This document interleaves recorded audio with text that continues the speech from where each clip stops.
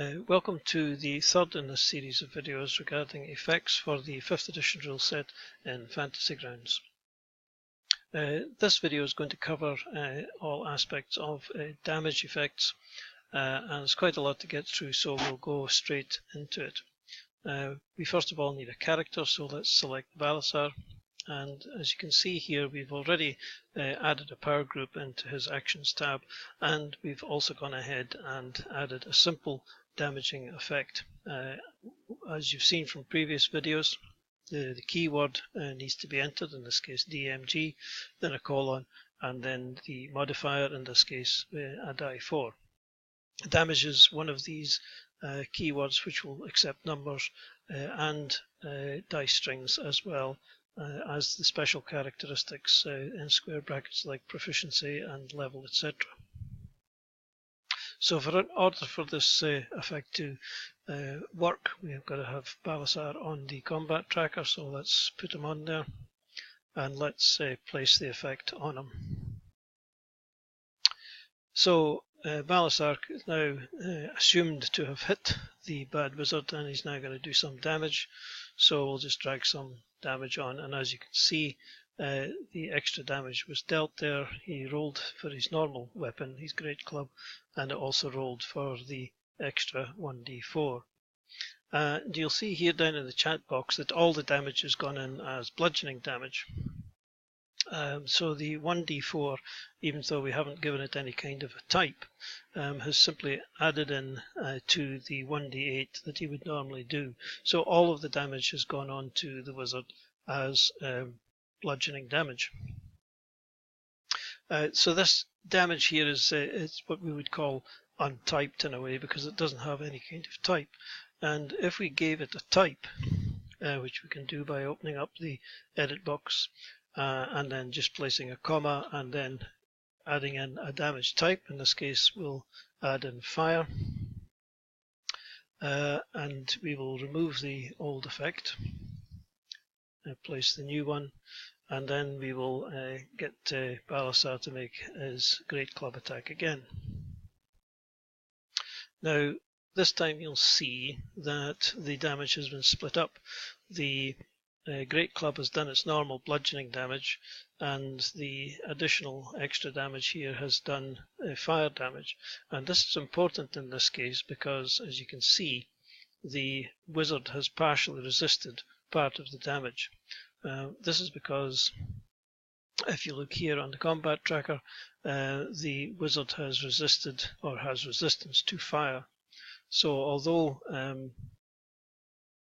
Balasar rolled some damage, the damage, not all of the damage got through. You can see that the wizard took 8 damage, which is the 6 that he rolled for his great club, plus his normal bonus of 2. But he didn't take any from the extra dice strikes, or 1 die 4 roll. So it's important that if the damage which is being caused additionally, if that is a particular type of damage, then we need to enter the type so that Fantasy Grounds can calculate the correct damage depending on the characters or the NPC's resistances. Now, like attacks and some other keywords, we can further refine damage. We can narrow it down a bit, and we can also add in melee to this string here, separated by a comma. If we remove that and add the new, then this additional damage will only benefit Balasar if he makes a melee attack. So if he, for example, attacks the giant spider here with his javelin, which is a ranged weapon, you can see all that happened is that he rolled for the 4, the single d4, the 6 for his javelin. But if we now make a great club attack against the giant spider, you'll see that the additional d4 has been added into the damage. Once again, Fantasy Grounds has split all the damage up, but since the spider doesn't have any resistances, all of the damage has gone through. So you can have melee in there and obviously ranged. And there is another refinement that you can make to this key word, and that is you can force it to happen only on critical damage. So if we add in the critical modifier into the string and close all that and re-add the damage. Now this is essentially going to mean that the 1d4 additional fire damage will only happen on a melee hit and only if it is a critical. So in order to simulate critical damage here, I'm going to be holding down shift while I drag the damage onto the bad guys. So let's try first of all with the javelin, which is we'll accept the ranged one here, the thrown one. And if we drag that onto the giant spider, we see that we get the critical damage has been forced. We've rolled 2 dice. The green dice shows the critical dice, and the damage has gone through as piercing and critical damage. But the extra d4 didn't get rolled because we had just made a ranged attack rather than a melee attack. So if we make an attack now with the spear or the javelin again, but this time we'll make it a melee attack with the javelin, drop it on the spider, and this time you'll see that the additional damage got through. You'll notice that only 1 d4 was the d4 doesn't count for critical damage as well. It's just an additional amount of damage if a critical hit has been scored. So the 1d4 itself doesn't critical in this circumstance. So that's quite a ways you can go to adding in additional damage to particular characters. So as we said earlier, or as we saw earlier, the wizard has resistance to fire, and we can also see that he has resistance to slashing and piercing damage as well. So if we remove this effect and just leave it at the straightforward 1d4, and we'll replace this. Now if Balasar here was to use his longsword against the wizard instead of his great club, we can see that the extra d4 is given, all the damage is added up, but only 6 points of damage was perpetrated on the bad wizard because he has resistance to slashing. However, this resistance can be overcome by magic damage. And so if Balasar had a magic weapon, then that would be overcome and the wizard wouldn't resist the damage. However, there are instances where maybe under the influence of a spell or something like that, that temporarily Balasar's weapons may be regarded as magical. So there is another effect which we can add in which will do that for us. So we're going to add an action and add another effect and go into our dialogue, and this one is called damage type, and we obviously end it in a colon again. Now damage type can obviously take any kind of damage type. It can take fire, lightning, piercing, etc, etc, but the one that we're interested in here is we want to make this damage type of magic. So we just type in magic, make sure our target's set to self, and we're going to leave this effect on, and we're going to add this other effect. So now Balasar has got 2 effects on him, and you can have as many effects on a character as you like. So what this means now is that any attack that Balasar makes, or any damage that Balasar makes, will have the damage type magic attached to it. So if we attack our bad wizard again with our longsword, we'll see now that all the damage got through, In the previous one, the damage was partially resisted, but in this case, all the damage got through because the type of damage is not just slashing, it's slashing and magic. So therefore, that's overcome the resistances of this particular wizard. He didn't do a terrible amount of damage, right enough, but that's just the way the dice rolls. The damage type can, of course, be changed to anything you like. So if we did change it to fire, got rid of that, put that one on, and if we now do our longsword again against the wizard, all of the damage has gone through slashing and fire, but because he's got resistance to fire, the damage has been resisted in this instance.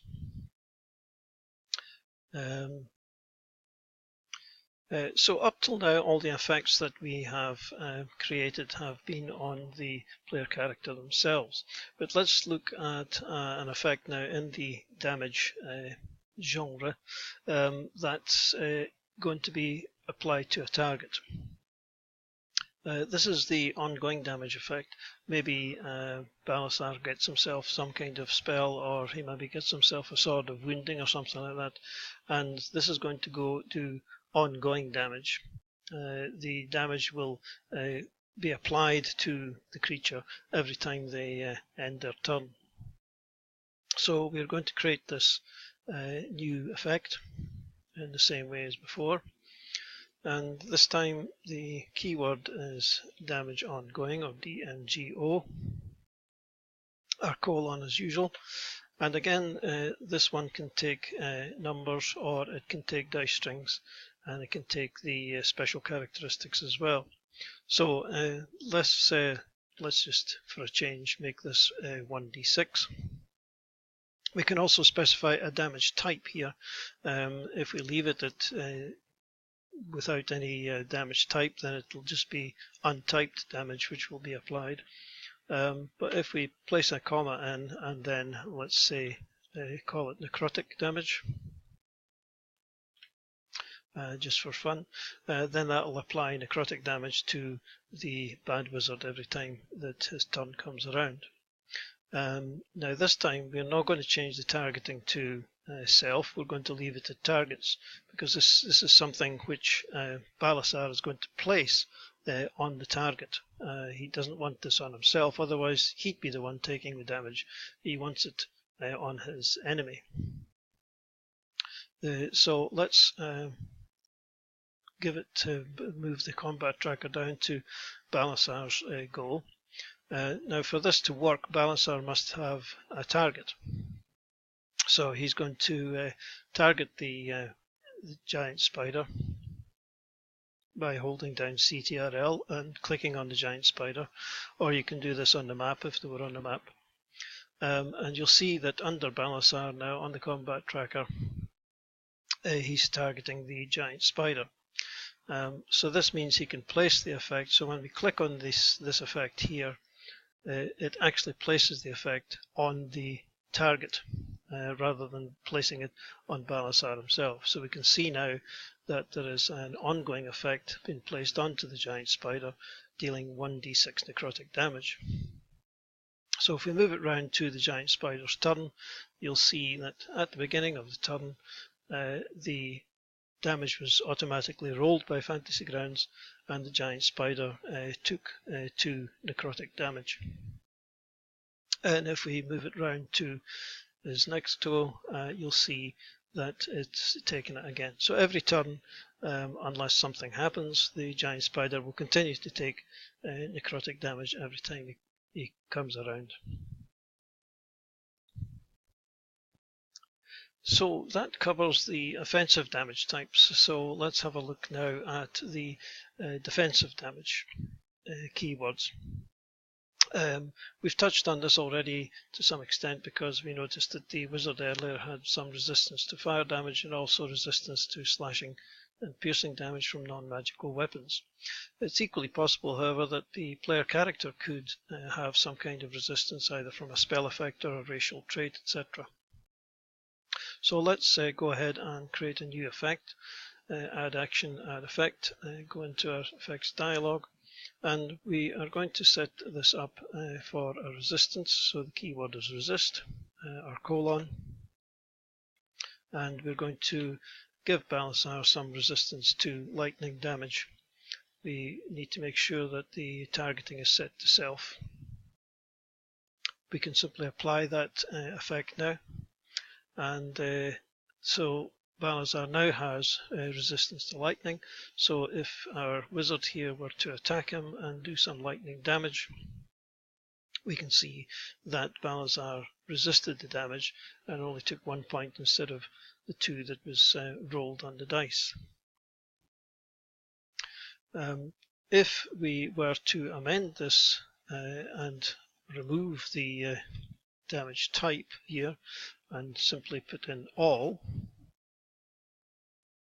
and take this one out and put this back in, then basically this means that Balasar is going to resist all kinds of damage. So let's try some piercing damage. You'll see he's partially resisted that. Lightning damage, he's resisted that as well. And if we get the spider here and do some poison damage, we can see that he resisted that too. So resist all will resist all kinds of damage that the PC gets thrown at him. Now another thing we can do with resistances is to string various damage types together. So if, for example, Balasar was resistant to lightning and poison damage, then we can handle that. So we just need to type in the damage resistances separated by a comma. Get rid of this one and add the new one. And now if he gets attacked with lightning damage, it's resisted. If he gets attacked with some poison damage, you can see that's resisted. But if he takes some piercing damage, then that all goes through. And one other thing that we can do with resistance is to make it a number. So for example, we could decide that the first 4 points of any lightning or poison damage is resisted instead of half damage. So we just enter the figure that we want in there, separating the damages with a comma. Get rid of this one, add the new one, and if we roll some damage now, we find that he's taken 0. Not a great example because we only rolled a 2, so let's see if we can roll a bit more. There we go. So we can see now that the 10 was rolled, but only 6 points of damage got through, so the 4 points were removed from the lightning damage. This doesn't affect anything else like piercing or anything like that. That all gets through because the effect is only going to reduce lightning or poison damage in this case. So that's resistance. We have one more keyword, and that is immune, because Balasar might be immune to a particular type of damage. So we're going to add a new effect. This one is immune, so immune with our colon, and let's make him immune to poison. Targets set to self. We need to get rid of this one here and add the new effect. And now if Balasar takes any kind of poison damage, you'll see that the damage that got through is 0, and it was fully resisted instead of partially resisted. Any other damage which he takes, piercing damage for example, won't be affected. So the immune keyword is in all respects the same as the resist, except that you can't be immune for only a certain number of points of damage. It's an all or nothing. You're either immune or you're not. And finally, Balasar might actually be vulnerable to certain types of damage. and Fantasy Grounds will handle that situation as well. So again, we've got a new effect, and this time it's Vuln, V-U-L-N, with our obligatory colon, and let's make him vulnerable to poison. Set targets to self. Remove our immunity to poison, since that would be ridiculous, and give him vulnerability to poison damage. So this time, when he takes the damage, as you can see that he's taken double the amount of damage. 7 was rolled, but Balasar has taken 14 points of damage. And in fact, he's run out of hit points. So let's just remove that, and if we do any other kind of damage to him, that isn't affected by the vulnerability. Vuln can also have a string of damage types. You can be vulnerable to poison and lightning and piercing and whatever, and you can also be vulnerable to all damage. It will take all of that. So that's it for the damage types and for this video, and we will see you in the next one, where we'll be discussing something else. Cheers for now.